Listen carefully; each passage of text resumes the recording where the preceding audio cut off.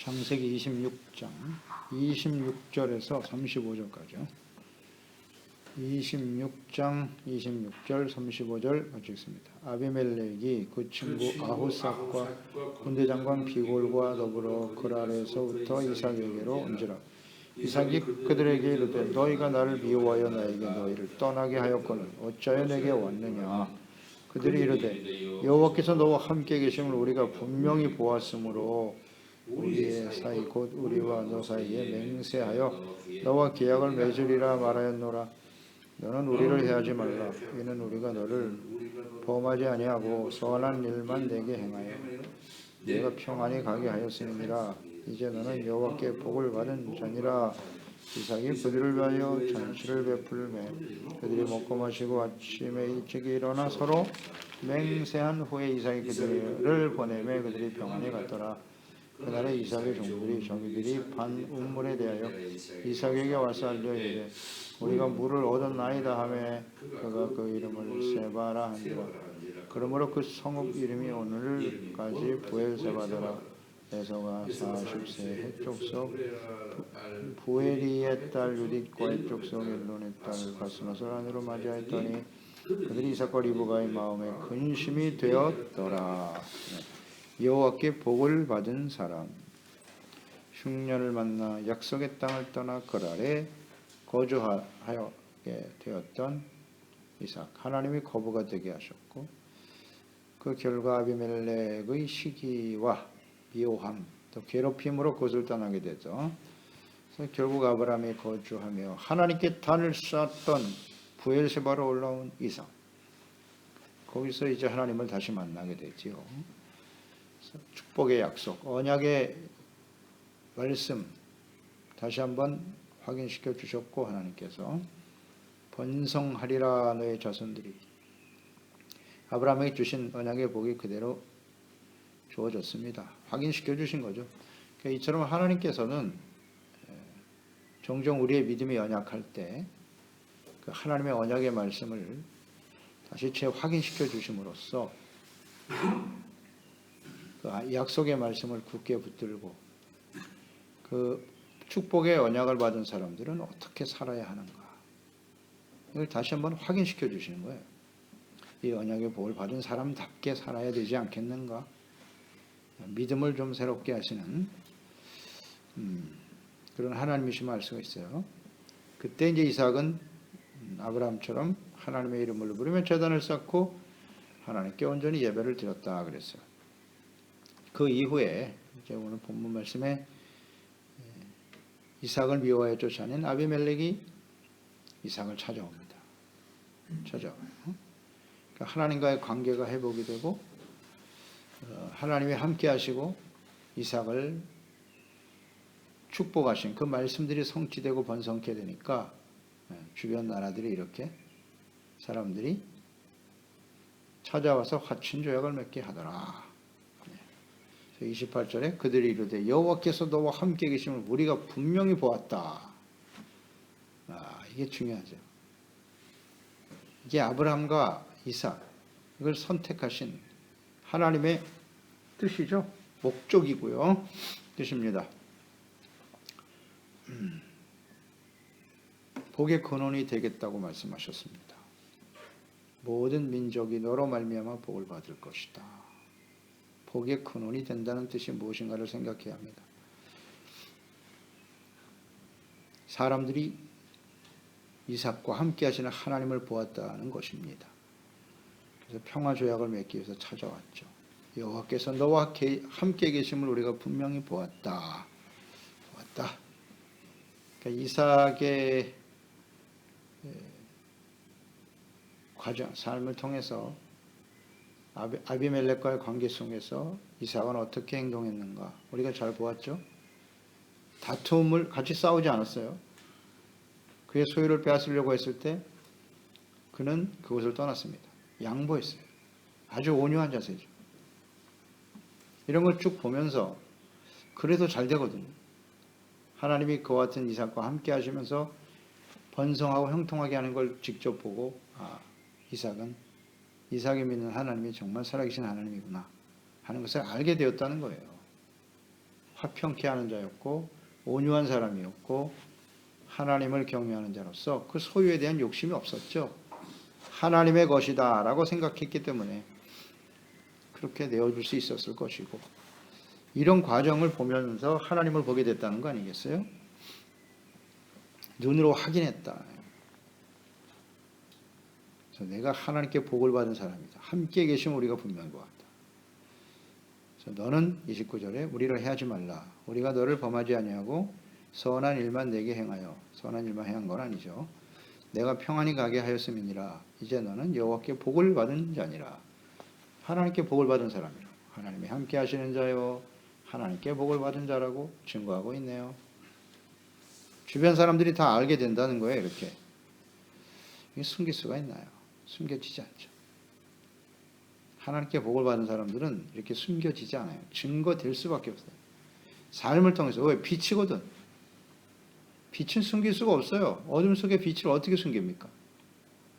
자연스럽게 비춰지게 되는 거지. 모든 사람들이 알게 되는 거고. 그렇지 않나요? 그러니까 하나님이 함께하는 걸 보고서 이 아비멜렉이 느끼는 것은 뭐냐면, 너는 우리를 해하지 말라 그랬어요. 두려움이 생겼다는 거예요. 두려움이 생겼다.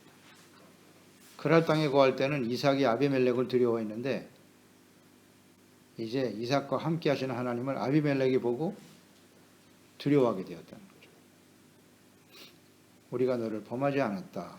여호와를 크게 두려워하였고 자신이 이삭에게 행한 악행 때문에 또한 두려워했겠죠. 하나님의 함께하는 사람을 내가 박해하고 빼앗고 쫓아냈으니, 매우 지금 심각한 마음속에 두려움을 갖고 있었다는 거예요. 아비멜렉이 하나님 때문에. 그러니까 찾아왔겠죠. 그래서 이제 너는 여호와께 복을 받은 자니라.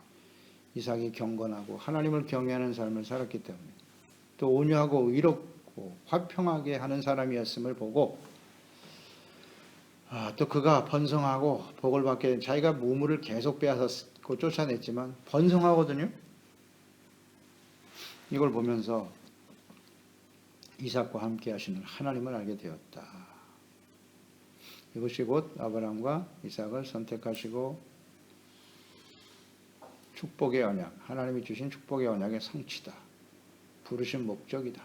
이렇게 우리가 묵상을 해보죠. 창세기 22장 16절 19절이죠. 이삭 하나님께 번제로 드렸을 때 아브라함에게 나타나셔서 내가 나를 가리켜 맹세하노니 내가 이같이 행하여 내 아들 독자도 아끼지 아니하였은즉 내가 내게 큰 복을 주고 내 씨가 크게 번성하며 하늘의 별과 같고 바닷가의 모래와 같게 할 것이다. 내 씨가 대적의 성문을 차지하게 될 것이고 내 씨로 말미암아 천하 만민이 복을 받을 것이다. 천하 만민. 이는 내가 나의 말을 준행하였음이니라. 말씀을 순종했다는 거죠.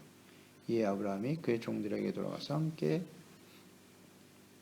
떠나 부엘세바에 이르러 거기에 거주했다 그랬거든요. 나의 말을 준행하였습니다. 천하 만민이 너로 말미암아 내 씨로 말미암아 복을 받는다. 그러니까 이삭이잖아요. 아브라함의 씨는 이삭인데 이삭을 통해서 이렇게 주변 사람들이 복을 받는다. 그 복의 의미가 무엇인지 알겠죠? 이런 고백을 하게 되는 거예요. 주변 사람들이 하나님을 알게 된다. 이삭과 하나님이 함께 하신다. 이삭이 대단한 존재가 아니라 사람들의 초점은 이삭이 아니라 하나님이시잖아요. 이삭이 하나님을 경외하고 섬기기 때문에 하나님께 영광을 돌리잖아요. 이게 하나님께서 주신 복이에요. 이삭을 통해서 주변의 모든 사람들이 하나님을 알고 이렇게 하나님께 나와서 하나님을 인정하고 하나님의 다스림을 받는 복을 받게 되는 것이다. 이게 복의 핵심이에요.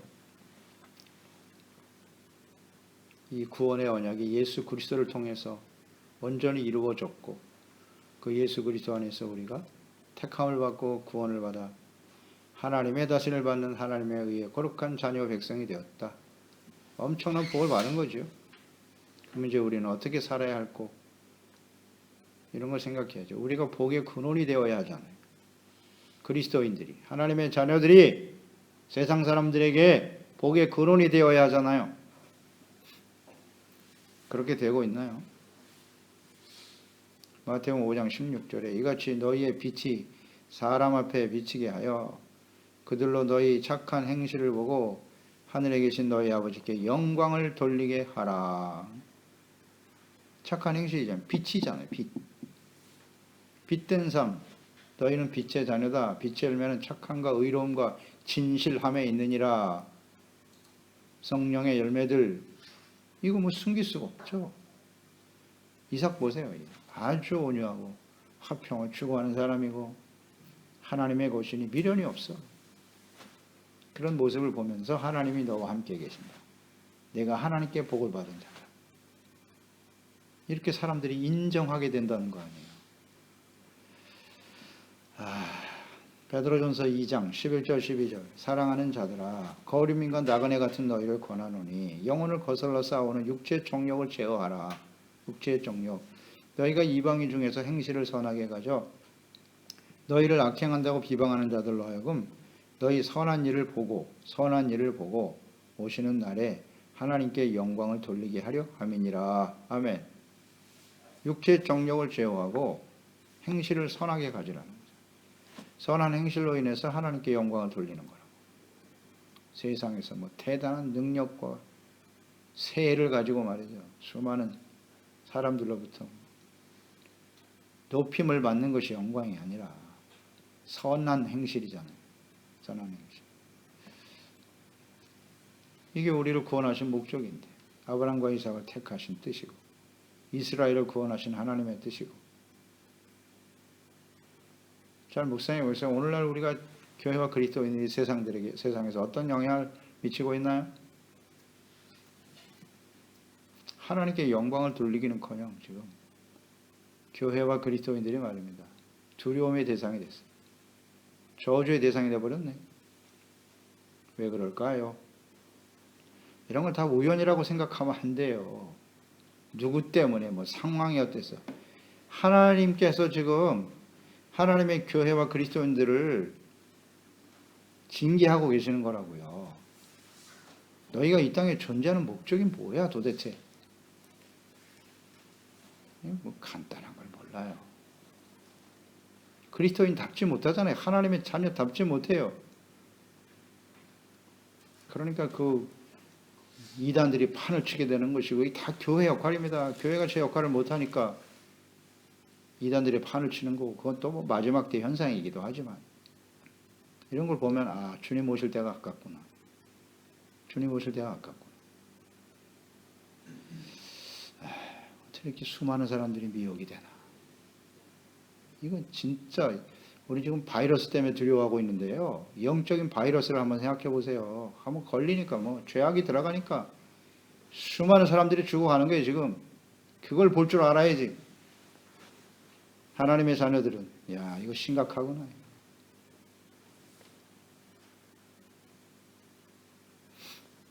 근데 뭐 육체적인 질병만 바라보고 있잖아요 사람들이.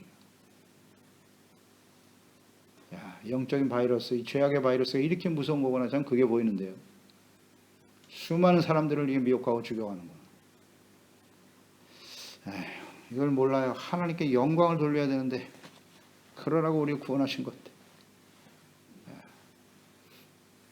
깊이 회개하고 돌이킬 시간입니다. 이때는요. 30절 33절 이삭은 아비멜렉에게 후한 잔치를 베풀었네요. 이러니까 하나님께 영광을 돌리는 거지. 시기하고 미워하고 우물을 빼앗고 쫓아냈어요. 아비멜렉. 원수 같은 사람이죠. 어떻게 보면. 그런데 그가 화친 하나님께 영광을 돌리면서 나타나니까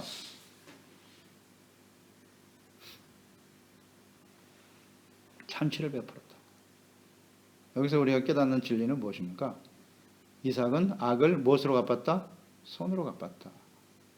이런 거 다 배우는 거예요. 로마서 12장 17절 18절 아무에게도 악을 악으로 갚지 말고 모든 사람 앞에서 선한 일을 도모하라. 할 수 있거든 너희로서는 모든 사람과 더불어 화목하라. 어떻습니까? 이런 원수를 죽여야 되지 않나? 쫓아내야 되지 않나? 이렇게 생각하잖아요. 근데 손으로 돼야 돼. 손으로 악을 이겨라. 악을 악으로 갚지 말라잖아요. 우리 이걸 잘 못하죠. 그리고 이런저런 말씀을 끌어들여서 그냥 합리화시키려고 하는 거지.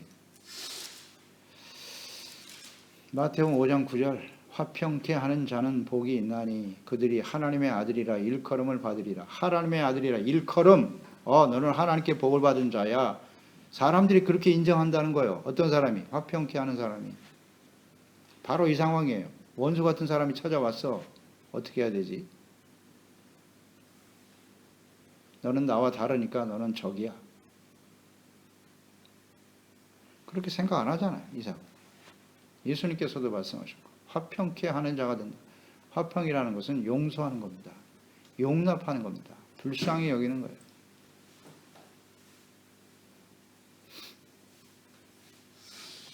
이삭은 원수 같은 사람이라도 용서하고 선으로 대했어요. 그러니까 하나님이 함께 하시는 걸 보게 된 거죠.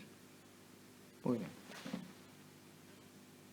단순히 복을 받아서 번성하고 잘 살았까? 잘 살았기 때문일까요? 잘 사는 사람은 세상에 얼마든지 있다고 했죠. 부와 권력을 가진 사람은 하나님이 없어도 세상에 얼마든지 있다고 했어요. 그들이 하나님께 영광을 돌립니까? No. 이런 모습에 선을 행하고 화평케 하고 그러니까 사람들이 하나님의 아들로 인정하는 거예요. 마태복음 5장 43절 44절 또 내 이웃을 사랑하고 내 원수를 미워하라 하였다는 것을 너희가 들었으나 나는 너희에게 이르노니 너희 원수를 사랑하며 너희를 박해하는 자를 위하여 기도하라. 예수님의 말씀이니까 이건 부인할 수가 없어요. 산상수훈이잖아요. 누가복음 6장 27절 29절에는 산상수훈을 이렇게 기록하고 있죠. 말씀들을. 그러나 너는 듣는 자에게 내가 이르노니 너희 원수를 사랑하며 너희를 미워하는 자를 선대하며 너희를 저주하는 자들을 위하여 축복하며 너희를 모욕하는 자를 위하여 기도하라. 너희 이 뺨을 치는 자에게 저 뺨도 돌려대며 내 겉옷을 빼앗는 자에게 속옷도 거절하지 말라. 이렇게 말씀하고 있잖아요. 산상수훈의 말씀이죠. 원수에 대한 우리의 태도. 원수 같은 아비멜렉을 대하는 이삭의 태도. 같죠? 진리는 같은 거예요. 이게 하나님의 창세기의 말씀이 진리의 기초입니다. 예수님의 가르침이 이 말씀과 다릅니까? 이게 진리인 거죠. 변하지 않잖아요. 그래서 이 말씀을 묵상할 때 이삭이 아비멜렉을 대하는 태도로 인해서 사람들이 하나님을 알아 하나님께 영광을 돌리게 되는구나. 우리도 그런 삶을 살아야겠구나. 이게 적용이 돼야 되는 거죠. 적용이 돼야 되는 거죠. 원수 같은 사람들이지. 우린 그렇게 생각하고 있나요? 나와 다르고 내가 가지고 있는 것을 빼앗고 자존심을 상하게 만들고 그러면 무조건 다 원수인 거야, 원수. 그렇지 않아요. 그리스도인들의 삶은 그건 세상 사람들이 하는 일이고. 32절 이하 그날에 이삭의 종들이 자기들이 판 우물에 대하여 이삭에게 와서 알리어 이르되 우리가 물을 얻었습니다. 그가 이름을 세바라 한지라. 그러므로 그 성읍 이름이 오늘까지 부엘세바더라. 부엘세바란 뜻은 맹세 우물이라고 그랬죠. 맹세의 우물. 이것은 이미 창세기 21장 31절에 아브라함, 그 아버지 아브라함이 아비멜렉과 맺은 언약이에요. 두 사람이 거기서 서로 맹세하였으므로 그곳을 부엘세바라 이름하였더라. 맹세의 우물. 근데 아비멜렉이 이것을 기억했을까요? 그래서 찾아와서 부엘세바에서 다시 언약, 맹세를 다시 했다. 화평의 맹세를 맺게 되었다. 그러니까 이삭이 아브라함과 다르지 않다는 거죠. 이게 중요한 거예요. 아브라함의 언약이 이삭에게 그대로 이어졌다. 그러나 이 부엘세바에 이르기까지는 역시 이삭도 온전하지 못한 모습이 있었다. 그래서 믿음의 시련과 연단의 과정을 거쳐서 부엘세바에서 비로소 하나님께 영광을 돌리더라. 그런 뜻이죠. 우리도 온전하지 못해요. 그래서 여러 가지 시련과 환난을 지나게 되는 거고 그런 연단의 과정을 거쳐서 비로소 우리는 우리를 통해서 온유하고 악을 선으로 대할 줄 아는 이런 마음을 가지게 될 때 비로소 하나님께서 우리를 통해서 함께 하심을 모든 사람들이 알게 하신다. 언제나 그래요. 이게 하나님 변함없는 뜻이에요. 다윗을 보세요. 다윗. 마찬가지죠. 끊임없는 시련과 연단의 시간을 거치게 하시죠. 그래서 그가 버려진 종 하나도 불쌍히 여기는, 긍휼히 여기고 선으로 대하는 것을 보고 비로소 하나님의 때가 되어 헤브론에서 왕이 되는 과정, 이런 걸 다 우리는 보게 되죠. 그렇습니다.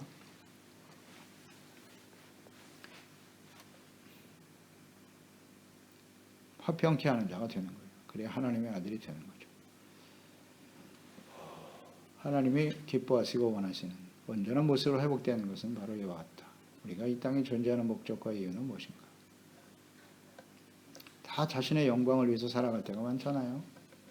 그러니까 오늘날 그리스도인들도 이것이 정말 심각한 문제라고 보는데, 우리가 신앙생활하는 가장 중요한 이유 중에 하나가 자기 자신의 구원과 가족들, 세상에서 잘 되는 것, 이것만을 위해서 살아가려고 하는 생각이 참 많거든요. 그러니까 내가 어떤 행동을 하고 이런 게 중요하잖아요. 내가 어떤 행동을 통해서 사람들에게 어떤 영향을 미치고 있는가, 이건 별로 중요하지 않고, 그죠? 내가 신앙생활을 잘해서 내가 복을 받고 나와 우리의 가족들이 잘 사는, 이거밖에 생각 안 하는 거예요.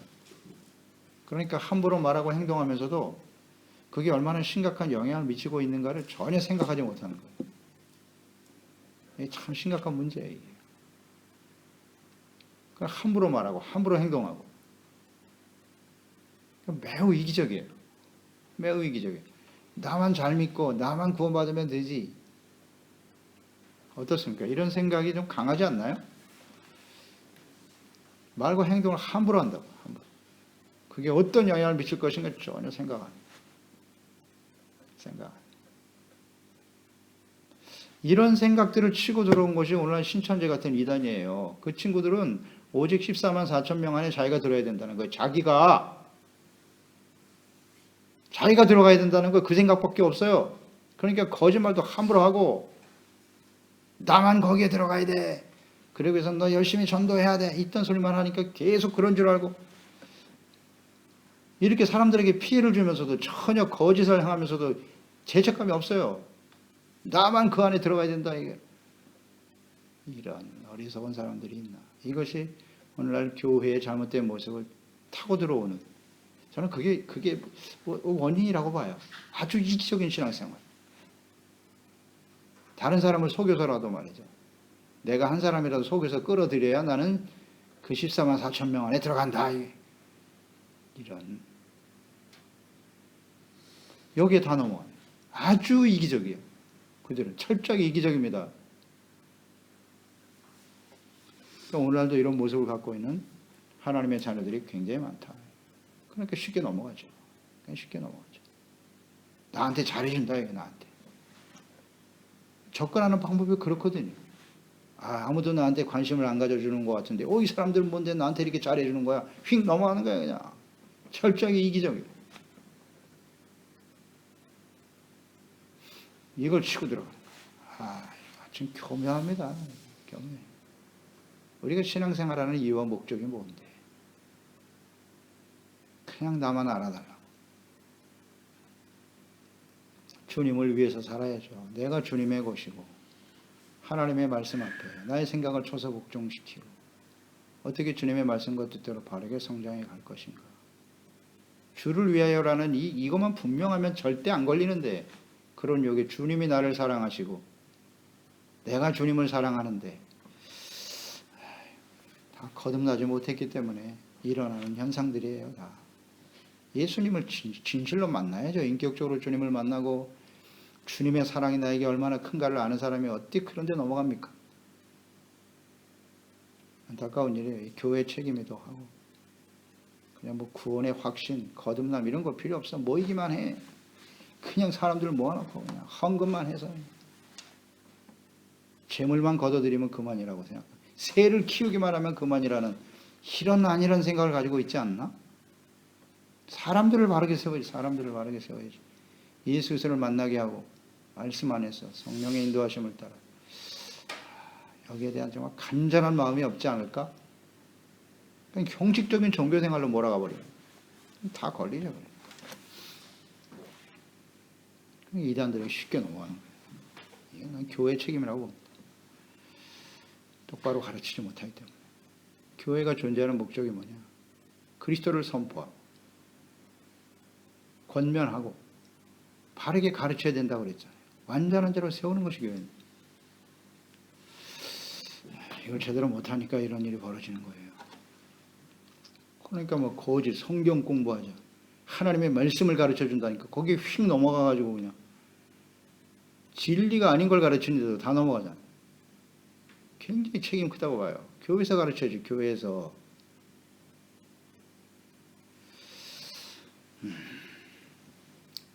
우리가 정말 책임감을 가지고 기도해야 돼요. 34절, 35절 에서에 대해서 나오네요. 에서가 이삭과 리브가의 마음에 근심을 주었다. 근심을 끼치게 되었다. 장자인 에서인데 그 이후에 에서와 야곱에 대한 이야기가 나오겠죠.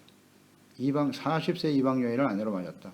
40세, 이삭도 40세에 결혼했어요. 에서도 그런데요. 그런데 서로 달라. 이방 여인, 가나안 해쪽 속 여인들을 끌어들였어요, 아내로. 여기서 이제 에서가 이 하나님의 구원의 언약을 이어갈 수 없는 중요한 이유가 되는 거예요.